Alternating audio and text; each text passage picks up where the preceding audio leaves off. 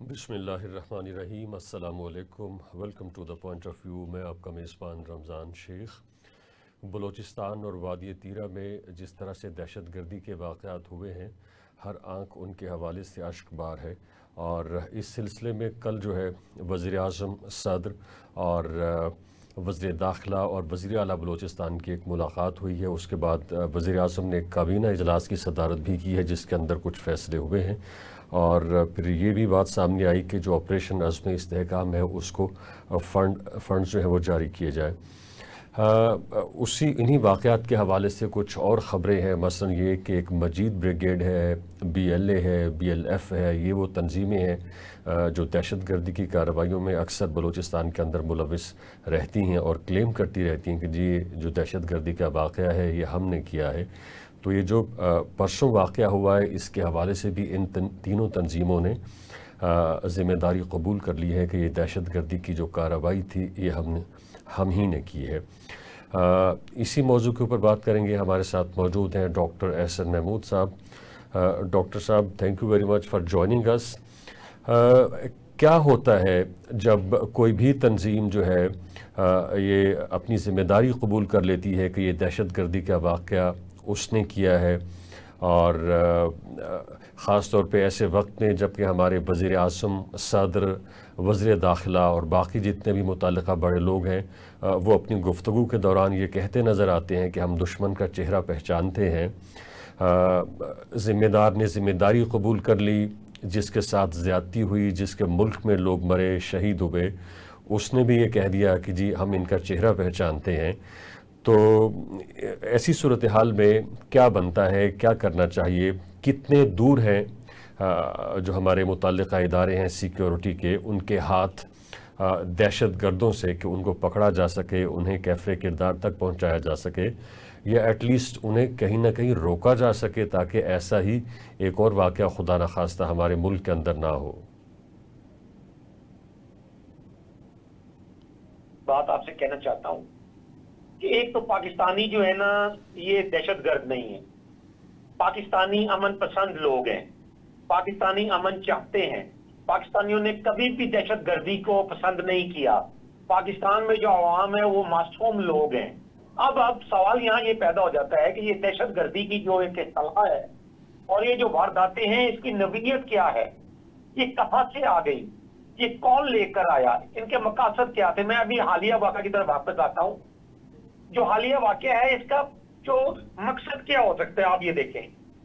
क्या वजह हो सकती है कि इसका फायदा किसको पहुंच सकता है। अगर BLA ने या अगर कोई भी और किसी इदारे ने इसकी जो कोई जिम्मेदारी कबूल की है, तो उसका मफाद क्या था इसमें। एक बहुत बड़ा क्वेश्चन मार्क है, उन्हें इससे क्या मिला। अगर वो पाकिस्तानियों को डराना चाहते थे तो डरे तो नहीं पाकिस्तानी, ना ही कभी पहले डरे हैं। और दूसरी एक बात ये है कि अगर ये डरे नहीं है तो फिर उसका मफाद क्या था, बेगुनाह लोगों को कत्ल कर देने का। और एक अहम तरीन बात मैं यहाँ आपसे अर्ज कर देना चाहता हूँ, शेख साहब, ये याद रखिएगा कि जिन ममालिक में जिम्मेदारी नहीं होती ना बाख्तियार लोगों की, और उनकी ड्यूटी पे कोई उनकी बात पुरश नहीं करता।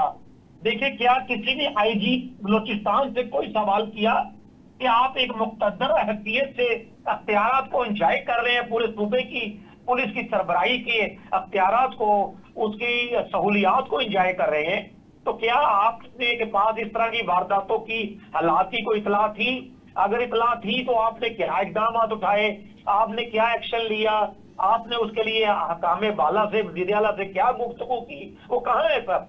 इसी तरह कोई डिविजनल IG, कोई DPO, इस तरह कोई चीफ सेक्रेटरी, कमिश्नर से, डिप्टी कमिश्नर से किसी ने पूछा कि अगर आपको ये अपने मुतल्लिका इजला में इस तरह की सूरत हाल का सामना था, कुछ इस तरह की चीजें अचानक तो रूनुमा नहीं हो जाती ना कहीं धुआं निकल रहा होता है जहां आग लगती है। तो फिर ये जो है ना, फिर ये क्या उनकी जिम्मेदारी थी। तो बिल्कुल सही डॉक्टर साहब कुछ अभी भी चीफ सेक्रेटरी ने इस्तीफा दिया। कुछ इस तरह की इतलात भी मौसूल हुई कि उनके कब्जे से जो है, या वहाँ पे जहाँ ये कार्रवाई हुई वहाँ से जो असलहा मिला है वो गैर मुल्की है, साख्त का है, और वो दूसरे मुल्कों से आया हुआ है। तो ये भी एक सवालिया निशान है, हाउ इज़ इट पॉसिबल कि एक मुल्क का असलहा पाकिस्तान में किस तरह से आ सकता है जबकि हम किसी हद तक ये दावा भी करते हैं कि हमारा जो बॉर्डर है वो सिक्योर है, सिक्योरिटी फोर्सेस वहाँ पे मुतय्यन है जो हर लम्हा चौकस हैं और हर आने जाने वाले पर नज़र रखे हुए हैं। साहब देखें, जब तक ये मुझे बताएं कि आपकी बात को मैं दुरुस्त मान लूं तो क्या इंटेलिजेंस की नाकामी तस्वुर किया जाएगा? अगर इंटेलिजेंस की नाकामी है तो क्या किसी ने इस्तीफा दिया? आप चंद दिन पहले चले जाए ना, चंद हफ्ते पहले चले जाए, वो ट्रंप पर जो हमला हुआ तो अमेरिकन जो आईबी की खातून थी, उन्होंने आके, जो डायरेक्टर आईबी थी, उन्होंने इस्तीफा दिया है। या उसको बरतरफ किया जाए इंटेलिजेंस के हेड को। अगर ये वाकया देखे, कोई चीज अच्छी है, ऐसे वाकयात नहीं है जो अचानक रूनुमा हो जाए। आप यकीन करें कि मैं जिस मस्जिद में नमाज पढ़ता हूं, अगर उसकी फाइनेंशियल कोड खींच ली जाए तो मस्जिद में निजाम नहीं चल सकता। तो ये कैसे मुमकिन है कि कोई इतना असला लेके इतने मुनज़्ज़म अंदाज में आ भी जाए और आने के बाद फिर कई लोगों को कत्ल कर दे और फिर महफूज तरीके से गायब भी हो जाए? आप देखें कौन सा दौर है ये। सैटेलाइट मौजूद है, ड्रोन्स मौजूद हैं, हेलीकॉप्टर की हेल्प आपके पास मौजूद है, आपके पास और बहुत सारे जराए हैं, कैमरा ट्रैकिंग है, आपकी हाईवेज पे नाके लगे हुए हैं। आम आदमी को पकड़ना होता है, आपने मिनटों में पकड़ लेते हैं आप। तो ये कैसे मुमकिन है? ये सही। डॉक्टर साहब एक गौर तलब बात यह है कि जितनी भी दहशतगर्दी की कार्रवाइयाँ हुई हैं ये उन जगहों पर हुई हैं जहां चंद माह पहले बलोच यकजहती कौंसिल ने धरने दिए थे मिसिंग पर्सनस की दस्तयाबी के हवाले से। तो ये कोई इनके अंदर कोई रेलेवेंस हो सकती है कि उन्हीं जगहों के ऊपर ये दहशतगर्दी की कार्रवाइयाँ क्यों हुई जहाँ पे चंद माह पहले बलोच यकजहती कौंसिल ने धरने दिए थे कि जो मिसिंग पर्सनस हैं उन्हें आज़ाद किया जाए? देखिए शेख साहब, रेलिवेंस नहीं बनती क्योंकि उन्हें तो इन वारदातों का कोई फायदा नहीं होगा, उन्हें तो नेक नामी नहीं बदनामी मिलेगी। कोई भी पाकिस्तानी, चाहे वो बलूचिस्तान में है, खैबर पख्तूनख्वा में है, आजाद कश्मीर गिलगित बल्तिस्तान में है, पंजाब में, सिंध में, वो ये नहीं चाहता कि वो कोई एहतजाज करे तो कोई बड़ी वारदात उसके ऊपर खाते में डाल दी जाए। तो मैं तो नहीं समझता कि इसमें कोई रेलिवेंस है। लेकिन ये जहां तक इंपॉर्टेंट बात यह है कि इसका फायदा किसको होता है? क्या इदारे इस पे वो रिस्पॉन्ड कर रहे हैं उस अंदाज में जिसकी जरूरत हुआ करती है? क्या ये बयान मैदका खेज नहीं है कि एक एसएचओ की मार है जी ये? अगर ये एक एसएचओ की मार थी तो फिर आपने क्यों वो एसएचओ तैनात नहीं किया? कहाँ है वो एसएचओ? कहाँ छुपाया हुआ है उसको? और दूसरी, ये कितनी मैदका खेज बात है कि जी एक वजीर आला आके ये कह रहा है उस सूबे का कि जी वो लोग अचानक आते और चले जाते हैं। और भाई अगर आप इतनी बेबस हैं तो छोड़ दें वजारत आला, क्यों इतने बड़े इख्तियार को अपने सर पे टोपी को सजा के रखा हुआ है? मसला ये है शेख साहब कि जब तक आप दुनिया के दूसरे ममालिक की तरह आप वहां जो अफसरान या जो वहां पर ब्यूरोक्रेसी होती है या पुलिस होती है या इंटेलिजेंस इदारे होते हैं या कोई जो भी कोई जिम्मेदार होता है, वो अगर अहम पोस्ट लेता है तो फिर उसकी जिम्मेदारी भी होती है कि वो किसी हबी नबी की जिम्मेदारी अदा करे। बिल्कुल डॉक्टर साहब, ये जो वो कह रहे हैं मजम्मत करते हैं।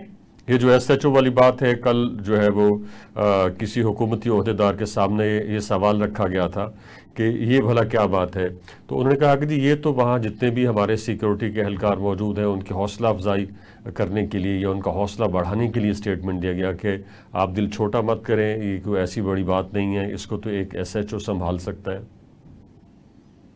नहीं देखिए, ये तो खैर वजीर दाखिला जो है वो उन्होंने कहा था कल ये एक साहबी के सवाल के जवाब में। लेकिन बात ये है कि ये कहना कहां तक जायज है एक जिम्मेदार शख्स के लिए? और दूसरा मुझे बताएं, कौन सा कोई सूबाई वजीर मुस्तफी हुआ है? कौन सा किसी के ऊपर कोई वहां पर किसी पे कुछ हुआ है? ये यकीन करें, अगर ये वारदात अमेरिका में हुई होती या कनाडा में या बरतानिया में हुई होती तो अब तक तूफान उठ चुका होता। इतने बंदे तो जंग के अंदर नहीं मरते, तो वो उसको कोई ना कोई वहां पर इस्तीफा दे चुका होता, किसी को डॉक्टर साहब पाकिस्तान के अंदर जरूरत का मुजाहरा किया गया होता। डॉक्टर साहब पाकिस्तान के अंदर ये ट्रेंड नहीं है ना कि कोई भी हुकूमत जो है वो उसकी उस तरह से जिम्मेदारी कबूल करती है, ना उसके जो जिम्मेदारान हैं या वज़रा हैं वो रिजाइन देते हैं। तो पाकिस्तान के अंदर तो ये ट्रेंड ही नहीं है। तो पाकिस्तान के अंदर क्या ये ट्रेंड है कि बस ये हुकूमत करने के अख्तियारात और मजे और प्रोटोकॉल सारा हमारा, और बंदों के मरने की, उनके हलाक होने की, उनके ज़िबा होने की, उनके तबाह होने की, उनकी मैशत बर्बाद होने की, उनके हालात खराब होने की हमारी कोई जिम्मेदारी नहीं? ये देखें ना, ये तो नहीं चल सकता ना शेख साहब। जब ये चलेगा तो फिर तो यूं नहीं होगा।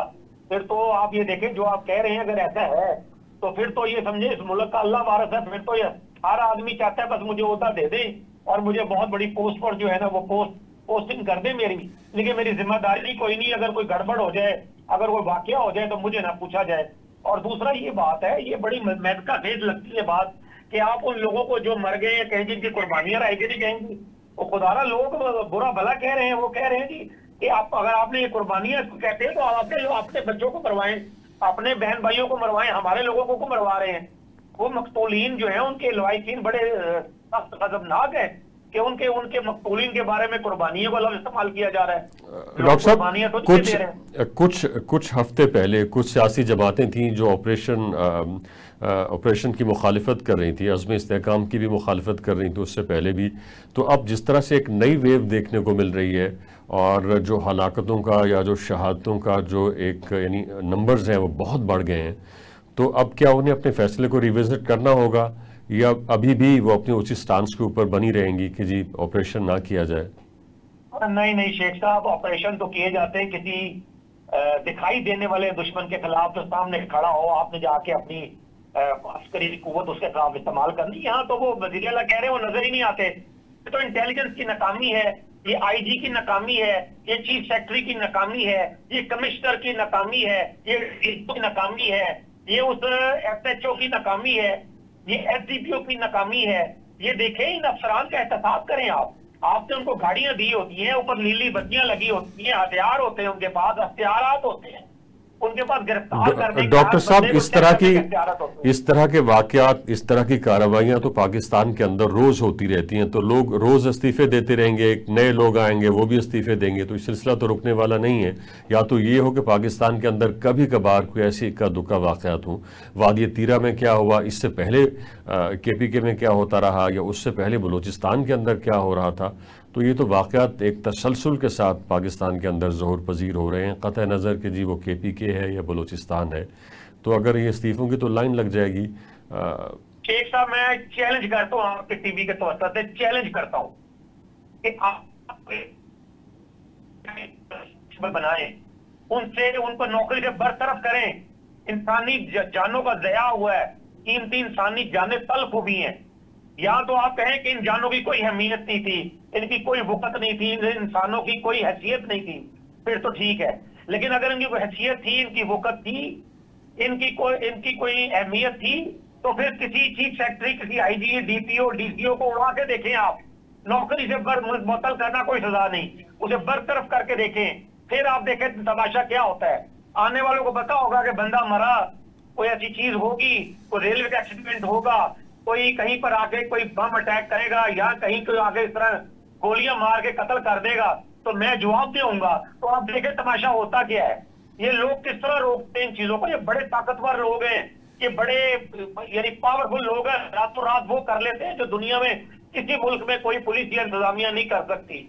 डॉक्टर साहब, तो क्या लगता है, डॉक्टर साहब क्या लगता है इस दफ़ा भी मतलब उसी तरह के बयानात हम क्लीशे समझ लें कि जी अब दहशतगर्दी ख़त्म करने का वक्त आ गया, चलें जी इतने अरसे बाद चले वक्त हो गया, तो क्या वाकई दहशतगर्दी जो है वो ख़त्म करने का वक्त आ गया है, या महज ये इस तरह से यानी क्लीशे हैं, स्टेटमेंट्स हैं और इस तरह के वाक़यात होते रहे? अब मतलब आपको लगता है कि इस वक्त जो हमारी गवर्नमेंट है वो संजीदा है, वो ज़रूर कुछ करेगी, ज़रूर कोई ऐसी यानी लाहे अमल कोई अपनाएगी जिसके नतीजे में दहशतगर्दी के वाक़यात की रोकथाम की जा सकेगी?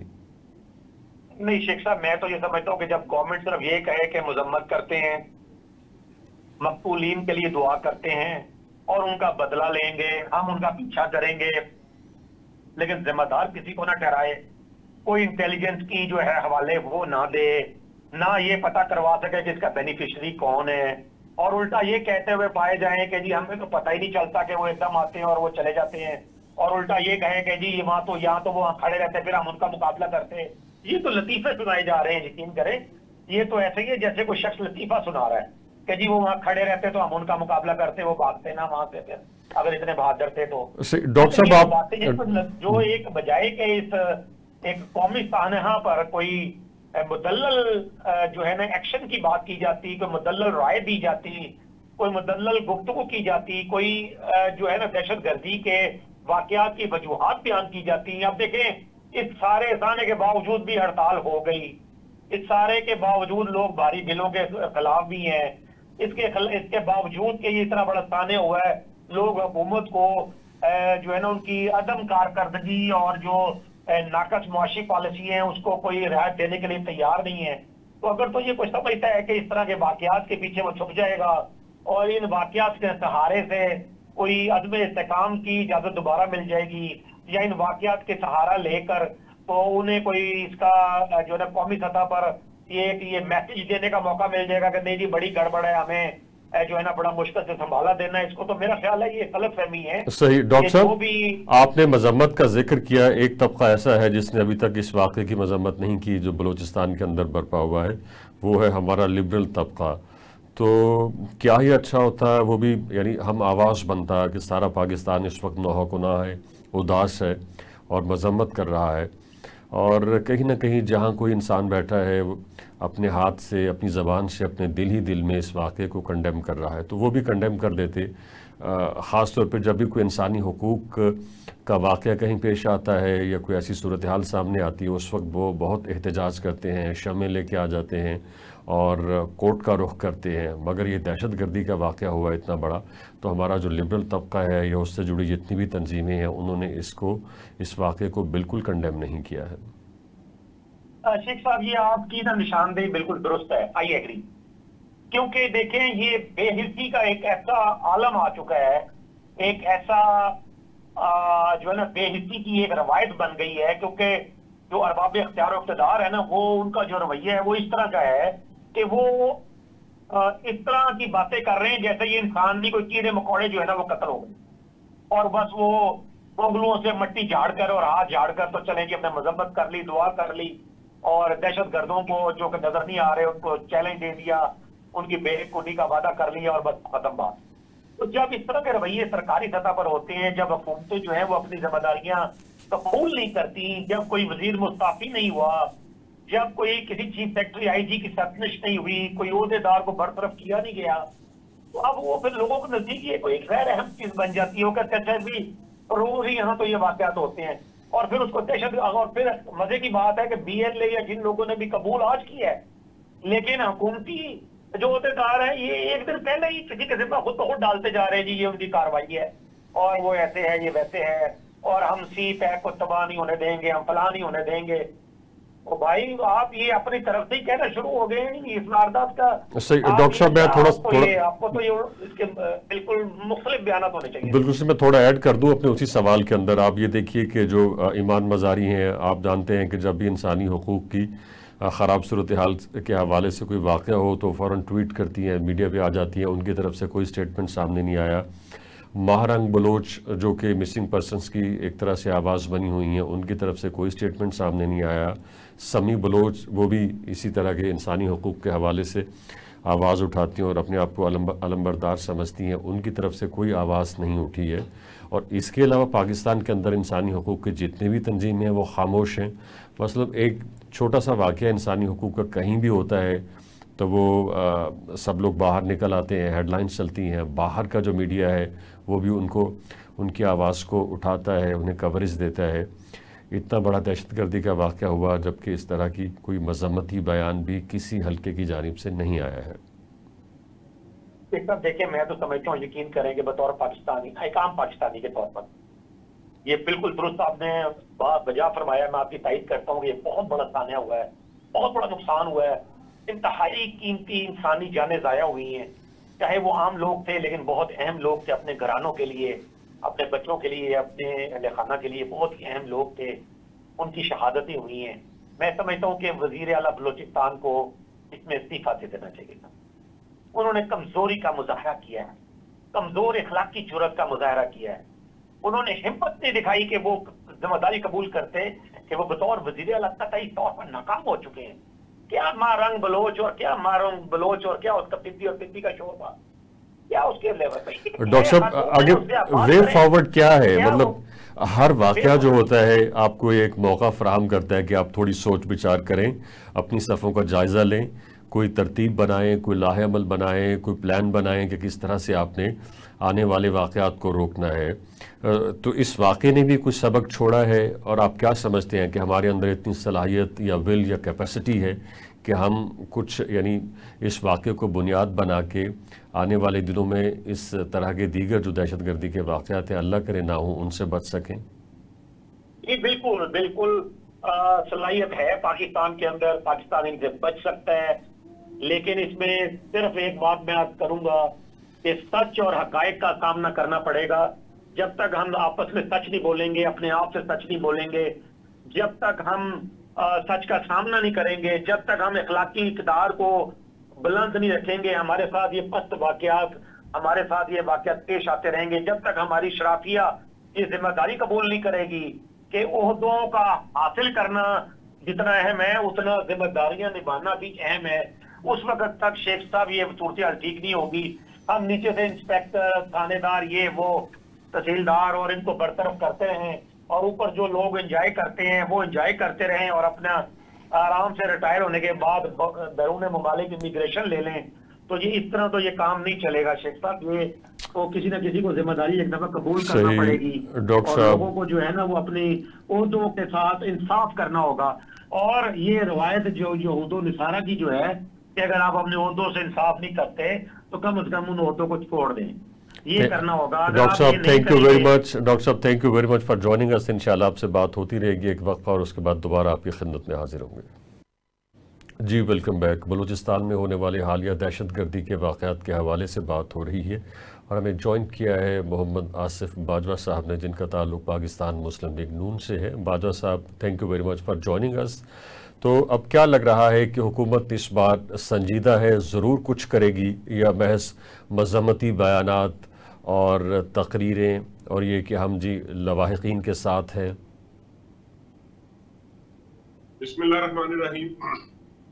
आपका बहुत शुक्रिया, तो आपने मुझे इनवाइट किया और वक्त दिया।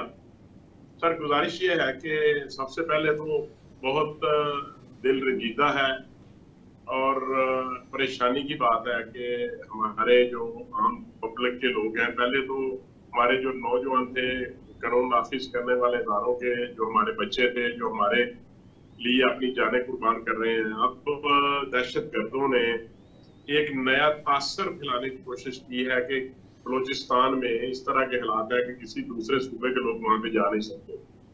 मैं ये समझता हूँ कि आपका ये क्वेश्चन बहुत वेट रखता है। बड़ी बदनी बात आपने की कि सिर्फ हम मुज़म्मती बयान देंगे, सख्त मजम्मत करेंगे कि या ऐसे मामलात का कला करना करेंगे ताकि आने वाले दिनों में हमारे जो बच्चे हैं, हमारे जो भाई हैं जो दूसरे सूबों में जाते हैं और किसी के दिन में ये बात नहीं होती कि तो वो दूसरे सूबे में जा रहा है, वो ये समझता है कि मैं तो पाकिस्तान में हूँ। तो ये बड़ी हमारे लिए परेशानी की बात है। लेकिन गवर्नमेंट का इस वक्त जो नजरिया है, गवर्नमेंट की जो प्लानिंग है वो ये है कि अब जीरो टॉलरेंस है। कि कुछ लोग ये तासर देने की कोशिश करते थे कि हम बलोच हैं और हम नाराज हैं आपसे, हम स्टेट के खिलाफ एक्ट करेंगे तो स्टेट जो है उस सिलसिले में ये लोगों ने, आपके इल्म में है कि कुछ माह पहले ये इस्लामाबाद में भी गए और वहां पर भी इन्होंने धरना दिया और मुख्तलिफ किस्म की सियासी और गैर सियासी बातें भी की, जिसके लिए कल की जो स्टेटमेंट थी प्राइम मिनिस्टर ऑफ पाकिस्तान मियां शहबाज शरीफ साहब की, बड़ा कैटेगोरिकली उन्होंने कहा कि अगर आप स्टेट को मानेंगे, अगर आप कॉन्स्टिट्यूशन के अंदर रह के बात करेंगे तो हम आपसे बात करने को तैयार है। लेकिन अगर आप नाराज बलोच की एक तासर दे के तो दहशतगर्दी करेंगे तो हम किसी भी तरीके से आपको जो है बिल्कुल सी बाजवा साहब, इस तरह के स्टेटमेंट्स पहली बार नहीं आए हैं। पहले भी जितनी भी दहशतगर्दी की कार्रवाइयाँ होती रही हैं, मुतल्लिका सूबे को जो वज़ीर आला थे, प्राइम मिनिस्टर थे, प्रेसिडेंट थे, या जितने भी जिम्मेदारान थे, इवन के इंटीरियर मिनिस्टर थे, उनकी तरफ से इस तरह के बयानात जो सामने आते रहते हैं। इस बार भी उसी तरह के बयानात सामने आए हैं, कुछ मुख्तलिफ नहीं आए हैं। जबकि उसके मुकाबले में आप देखिए बलूचिस्तान के अंदर कितना यानी वेल प्लान्ड उन्होंने ये सारा कुछ कैरी आउट किया है। मसलन ये कि रोड को ब्लॉक किया, रोड को डिस्कनेक्ट किया जो पंजाब के साथ यानी जहाँ पे ट्रैफिक की आमदोरफ्त थी, सी पैक को डिस्कनेक्ट किया, रेल का पुल उड़ाया, यानी जितने भी कम्युनिकेशन के ज़राए थे, ज़राए मवासलात थे, उनको ख़त्म किया। और फिर ये भी सुनने में आ रहा है कि 150 के लगभग लोग थे, तो एक दो लोग नहीं थे, तो 150 लोग जो हैं वो मुसल्लह हों और वो इस तरह की कार्रवाइयों को ऑर्गेनाइज कर रहे हों, तो हाउ इज़ इट पॉसिबल कि वहाँ जो सिक्योरिटी के इदारे हैं वो किसी को समझ नहीं आ रहा, किसी को दिखाई ही नहीं दे रहा कि यहाँ पे हो क्या रहा है? इसके लिए मैं रेफर करूंगा जो हमारे इंटीरियर मिनिस्टर हैं नकवी साहब, उनको, जो उनकी स्टेटमेंट आई, उन्होंने ये कहा कि दहशतगर्दों ने बहुत जो सॉफ्ट टारगेट थे उन्होंने वो चूज किए हैं, और ये कोई इतना हार्ड टारगेट नहीं थे उनके लिए। उन्होंने बड़ा सिंपल से और सॉफ्ट से टारगेट को चूज किया जिसमें वो कामयाब रहे। और आज की मैं आपको ये खबर दे दूं, आपको मुझसे, आप बड़े बाखबर साथी हैं, आपके इल्म में होगा कि एंटी टेररिज्म के लिए 20 अरब रुपए कैबिनेट ने मंजूर कर लिए हैं, और नेक्टा को और दीगर जो लॉ इन्फोर्समेंट एजेंसीज हैं उनको एक्टिवेट कर दिया है। और ये समझे कि जो लोग क्रिटिसाइज भी करते थे कि एक जो गवर्नमेंट ने एक ऑपरेशन की बात की, तो उन्होंने कहा कि ये आप इसको पार्लियामान में लेकर के आए। तो मैं ये समझता हूँ कि जब भी कभी ऐसे मामला हुए हैं, नहीं, जो पैसे तो मुख्तस हो गए, पैसे तो चले जाएंगे अज़्म इस्तेहकाम ऑपरेशन के लिए, मगर जहाँ पे दहशतगर्दी की सबसे ज़्यादा कार्रवाइयाँ हो रही हैं केपी के अंदर, वहाँ की जो दो सबसे बड़ी पार्टीज़ हैं जिनमें पीटीआई है, जमीयत उलमा इस्लाम है, वो ऑपरेशन अज़्म इस्तेहकाम की मुखालिफत कर रही हैं कि ये नहीं होना चाहिए। देखें, मैं बड़ा इसमें मेरा पॉइंट ऑफ व्यू जो है वो बड़ा क्लियर है सर, कि इर्रिस्पेक्टिव ऑफ दैट के पार्लियामान वाला है और पार्लियामान में हर चीज को डिस्कस किया जाना चाहिए।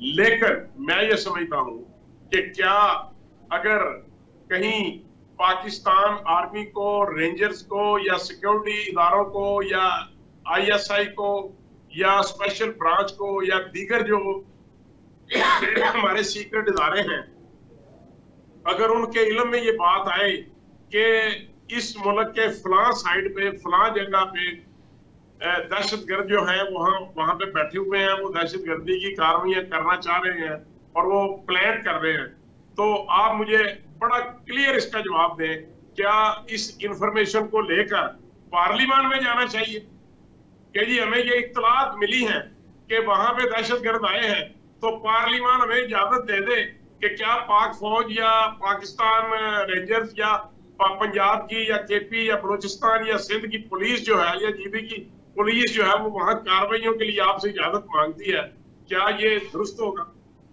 मैं समझता हूँ कतई तौर पे ऐसा दुरुस्त नहीं है।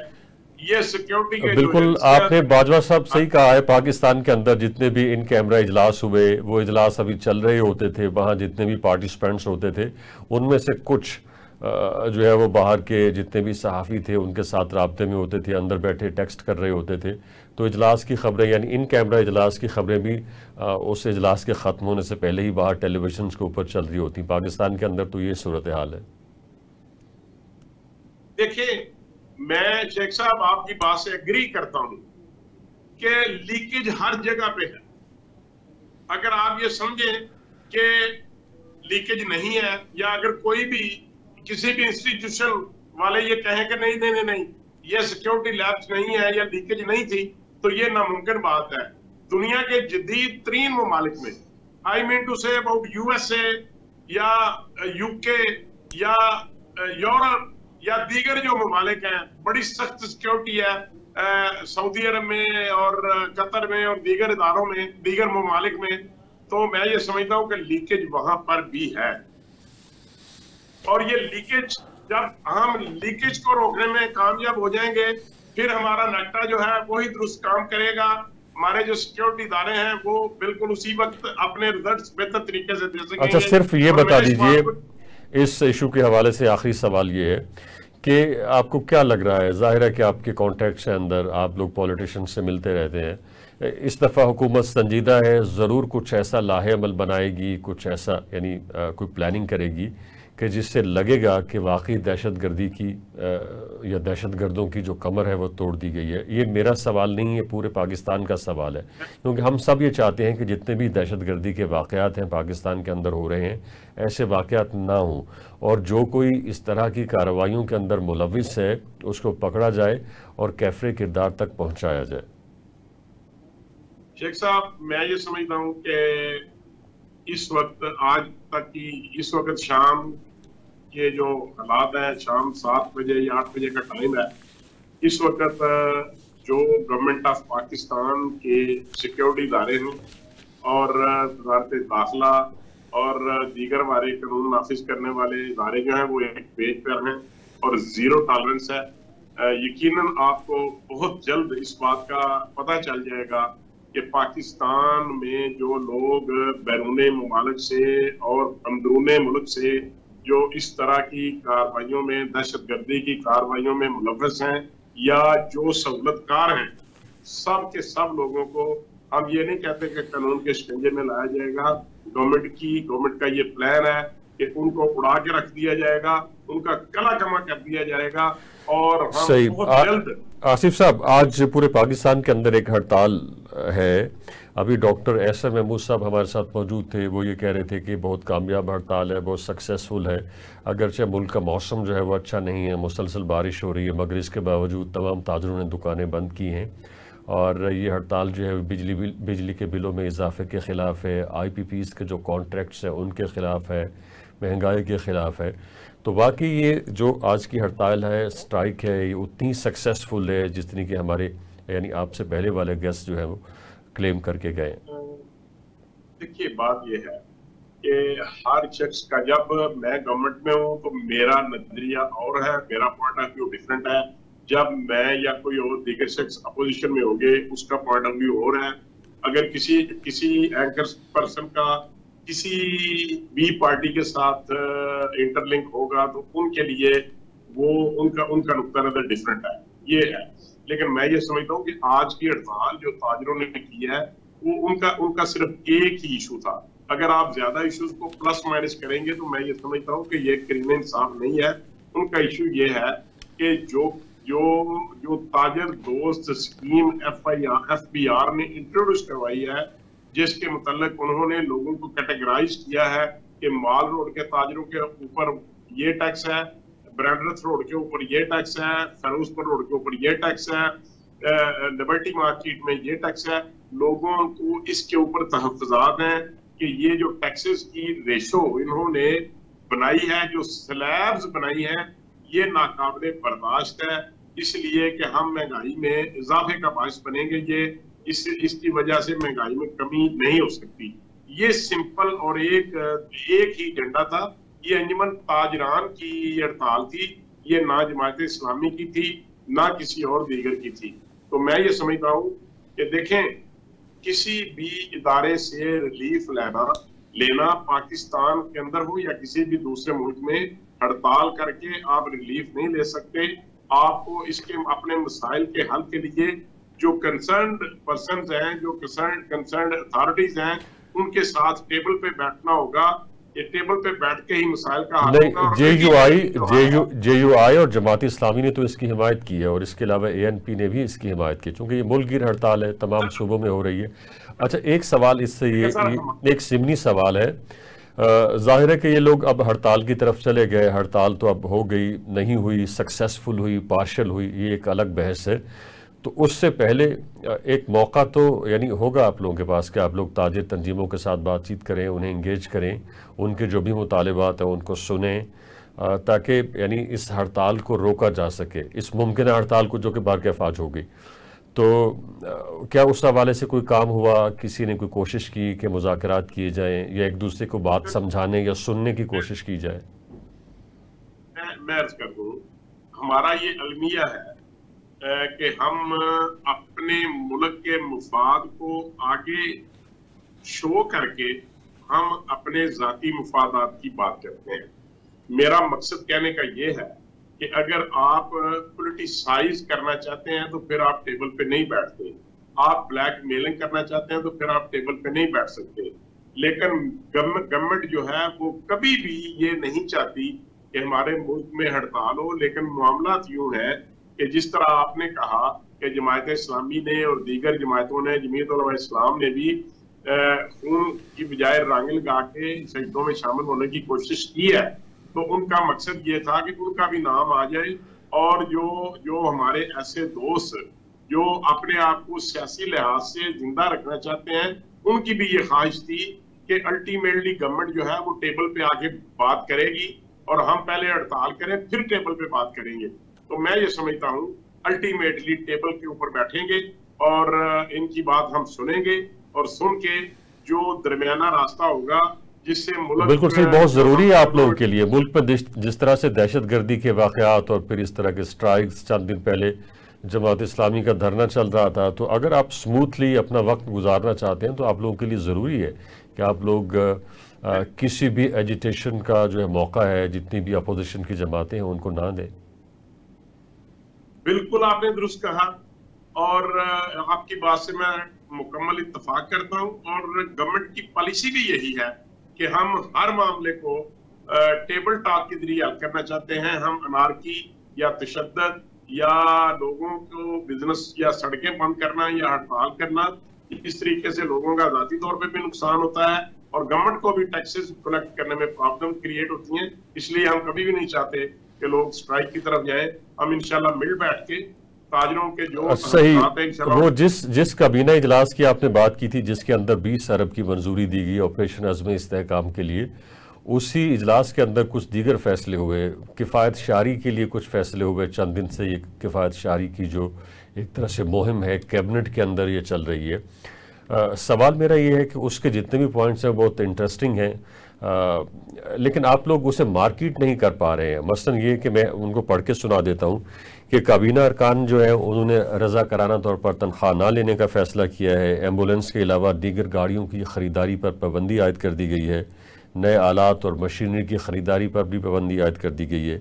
नई असामियों की तख्लीक पर पाबंदी है मुख्तलिफ़ डिपार्टमेंट्स के अंदर, और इसके अलावा सरकारी ख़र्च पर बैरून मुल्क सफ़र और बैरून मुल्क इलाज पर भी पाबंदी आयद कर दी गई है। तो बड़े अच्छे फैसले अगर कैबिनेट के अंदर इस तरह के फ़ैसले हो रहे हैं किफ़ायत शारी के हवाले से, लेकिन ये अंडर डिस्कशन नहीं है। मैंने नहीं देखा किसी भी टॉक शो के अंदर या इवन ख़बरों के अंदर इसको जगह दी गई हो। ये तो मैंने ख़बर ये निकाली कि आपकी हुकूमत ये अच्छा कर रही है, तो जब आपको इतने सारे बुरे इल्ज़ामात या बुरे अलक़ाबात और नोटोरिटी वाली चीज़ें आपको मिल रही हैं, तो आप जो अच्छे इक़दाम उठा रहे हैं तो उन्हें भी तो पब्लिक करें, मार्केट करें, ताकि आपको थोड़ा उसका फ़ायदा हो, आपका इमेज बेहतर हो। ये चीजें चूंकि पहले पाइपलाइन में थी और आज इनको डिक्लेयर कर दिया गया है, जो हमारी कैबिनेट है उन्होंने ये फाइनल कर लिया है। आज ही नोटिफिकेशन जारी हो जाएगा कैबिनेट डिवीजन से।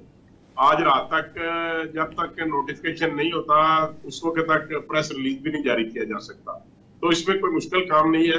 हम कोशिश करेंगे कि इन तमाम बातों को मीडिया के ऊपर भी बड़े जोर शोर के साथ लेकिन अगर इसको आप डॉक्यूमेंट साथ करेंगे तो फिर तो फायदा होगा। अदरवाइज अगर आप बातों से कर देंगे कि जी हमने ये कर दिया तो उससे तो कोई फायदा नहीं होगा, क्योंकि आवाम तो यानी जिस तरह से आवाम का जहन बनाया गया है या रासिख हो चुका है, तो अब यानी किसी भी बात को नहीं मानेंगे। मेरा पहला फिक्रा यही था कि नोटिफिकेशन हो जाएगा और नोटिफिकेशन के बाद हम इसको पब्लिक करेंगे।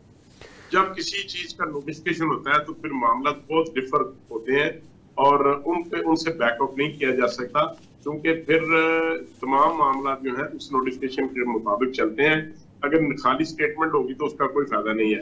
और अच्छा, ये फेडरल जो कैबिनेट है ये वो अपने अंदर यानी इस तरह की कोई किफ़ायत शारी की चीज़ें या उसके इक़दाम कर रही है, तो क्या ही अच्छा हो कि दीगर प्रोविंसेस ख़ास तौर पे पंजाब के अंदर आप लोगों की गवर्नमेंट है, तो पंजाब गवर्नमेंट या पंजाब की जो कैबिनेट है वो भी इस तरह के इक़दाम उठाए, तो उससे आप लोगों की नेकनामी में और भी इजाफा हो सकता है।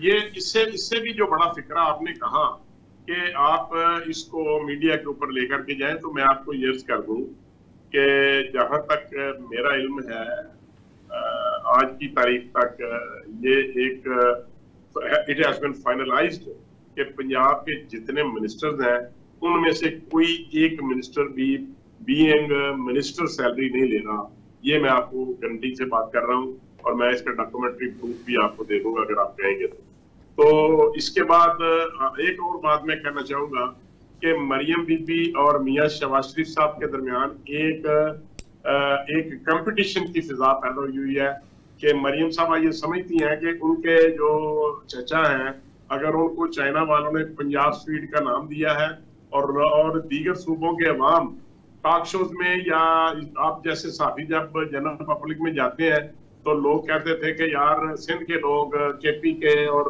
बलूचिस्तान के लोग ये कहते थे कि अल्लाह करे कि हमें भी शहबाज शरीफ जैसा चीफ मिनिस्टर मिले।